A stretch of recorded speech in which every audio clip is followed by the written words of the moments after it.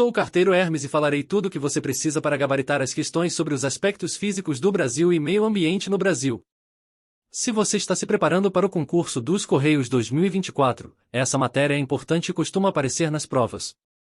Preparei umas questões de múltipla escolha para facilitar o entendimento, mas além das respostas, vou trazer dicas e exemplos para ajudar você a fixar melhor o conteúdo. Começarei das questões fáceis e irei aumentando a dificuldade. Questão 1. Qual dos seguintes biomas ocupa a maior parte do território brasileiro? A. Pantanal. B. Caatinga. C. Amazônia. D. Mata Atlântica. Resposta: em C. Amazônia. Explicação: a Amazônia é o maior bioma do Brasil e do mundo, cobrindo aproximadamente 49% do território brasileiro. Além disso, é uma das áreas de maior biodiversidade do planeta. Para lembrar disso, pense na palavra imenso ao lado de Amazônia, o que já nos remete à sua grandeza territorial. Outro exemplo real é que o rio Amazonas, que passa pela floresta, é o maior rio em volume de água do mundo, o que também reflete o tamanho e importância da Amazônia. Dica para lembrar: visualize o mapa do Brasil e imagine a Amazônia ocupando quase metade dele. Quando for pensar nos biomas, lembre-se de que o maior precisa ser o pulmão do mundo. Questão 2. Qual é o principal tipo de clima encontrado no Nordeste brasileiro? A. Clima tropical. B. Clima semiárido. C. Clima equatorial. D. Clima temperado. Resposta: B. Clima semiárido. Explicação: o Nordeste do Brasil, especialmente na região do Sertão, tem um clima semiárido, conhecido pela baixa precipitação, chuvas irregulares e altas temperaturas. Esse clima favorece a existência da caatinga, um bioma único no mundo, que se adapta às condições secas. Um exemplo real é a cidade de Petrolina, em Pernambuco, que tem um dos maiores índices de temperatura elevada e baixa pluviosidade. Dica para lembrar: quando pensar no Nordeste e Sertão, imagine o sol forte e pouca chuva, uma característica marcante do clima semiárido. Questão 3. Qual rio é o mais extenso exclusivamente dentro do território brasileiro? A. Rio São Francisco. B. Rio Amazonas. C. Rio Paraná. D. Rio Tocantins. Resposta: em A. Rio São Francisco.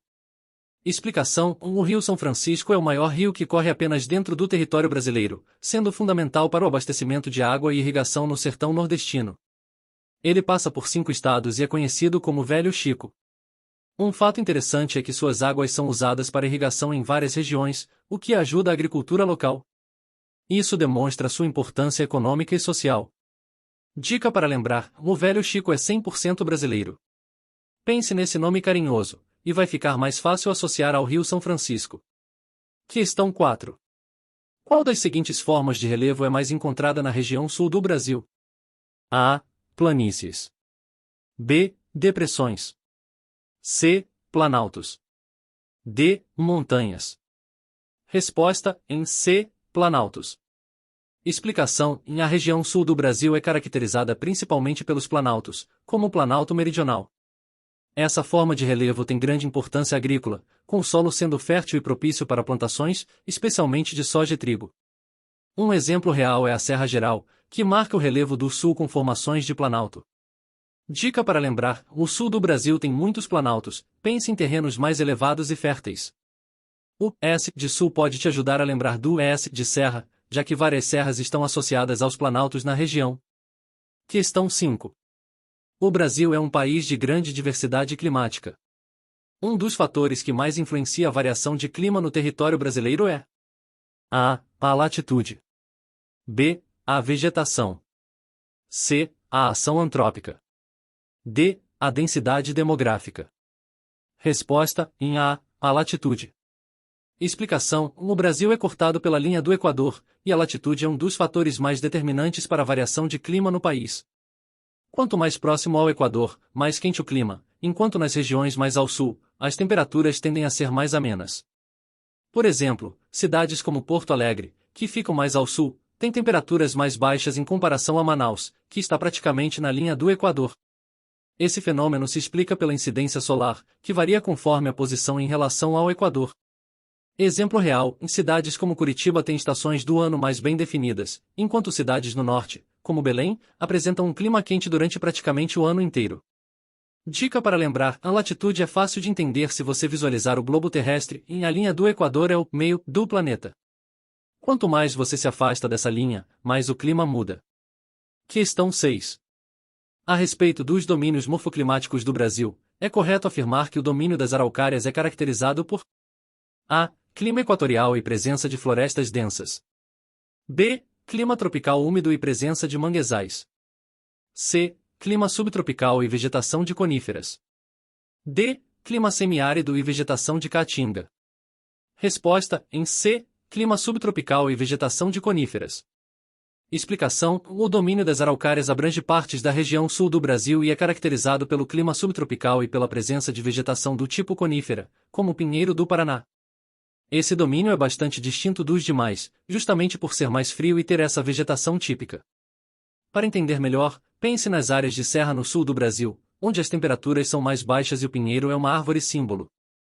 Exemplo real: na cidade de Gramado, no Rio Grande do Sul, é um exemplo clássico onde podemos ver essa vegetação e o clima subtropical em ação. Quem visita Gramado sente as temperaturas mais amenas, principalmente no inverno, algo típico dessa região. Dica para lembrar: em araucárias igual pinheiros. Quando pensar no sul do Brasil, lembre-se dos pinheiros e do clima frio, característicos do domínio das araucárias. As planícies brasileiras são características marcantes de diversas regiões. Uma das mais conhecidas é a planície do Pantanal, que se destaca por a. Ser uma das maiores áreas inundáveis do planeta.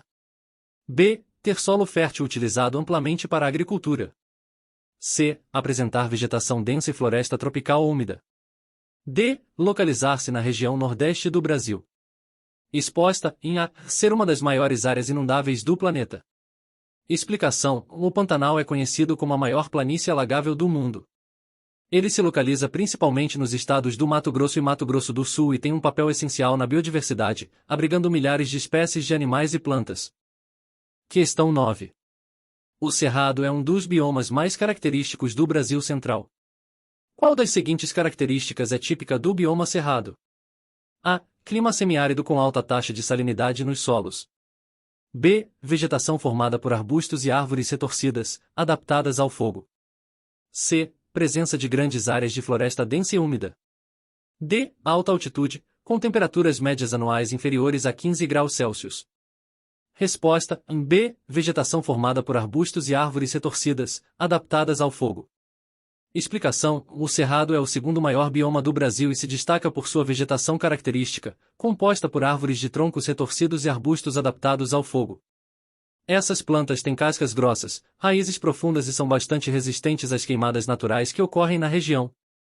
Além disso, o Cerrado abriga uma biodiversidade riquíssima, sendo conhecido como a Caixa d'Água do Brasil, por abrigar nascentes de grandes bacias hidrográficas, como a do Rio São Francisco. Exemplo real: em Brasília, no coração do Cerrado, é comum observar a vegetação típica desse bioma em parques e áreas de preservação, com destaque para as árvores de tronco grosso e folhas pequenas. Dica para lembrar: pense no Cerrado como uma vegetação forte, que resiste ao fogo. As árvores retorcidas e os arbustos são uma característica marcante desse bioma. Questão 10.